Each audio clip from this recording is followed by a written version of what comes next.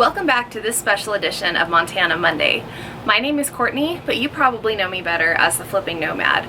I flip RVs. I have 2 Montana fifth wheels under construction right now, which is what this special series is documenting. They've both made a lot of fun progress since last time you saw them, and I'm so excited to show you. If you remember back to the first week of Montana Monday, I said there was a big bank of cabinets up here that I took down. However, I didn't actually lose all of that storage, I just disguised it within the furniture pieces.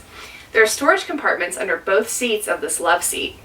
It's from a company called Home Reserve, and I try to use Home Reserve in every one of my RV builds because it's so perfect for this lifestyle. That was the same approach that I took as I was designing my dining area.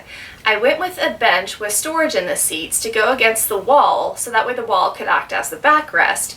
But since there wasn't a built-in backrest on this side, I went with chairs, but chairs with no arms, so that way it's easier to slide in and out. I also went with a pedestal table, so that way the legs of the table don't get in the way of your knees. There used to be a small little set of cabinets above this window, but again, being a minimalist, I didn't really need the storage, so I took them down. When I did that, there was some 12-volt wiring that was left over from the old light fixtures that used to be underneath those cabinets. So I reworked the wiring and hid all the evidence with shiplap. Then I took these light fixtures and converted them to 12-volt. So now I have 2 of the cutest little 12-volt light fixtures to ever roll down the road. Well, the bunkhouse made its big transformation this week. It got painted, and man, is it so bright and so beautiful in here. But I kind of had to laugh because it went through twice the primer and twice the paint that my rigs usually do. She's a big girl. It's been really cool to watch both of these bunk rooms start coming together, especially with the wall being built. Both of the kiddos will sleep up on the loft, but have the lower area for their playroom.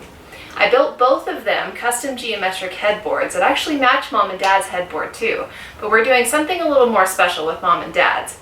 Now, something I haven't even told the new family yet is I have a surprise up my sleeve for this bunk room that the family won't get to see until they see it in person.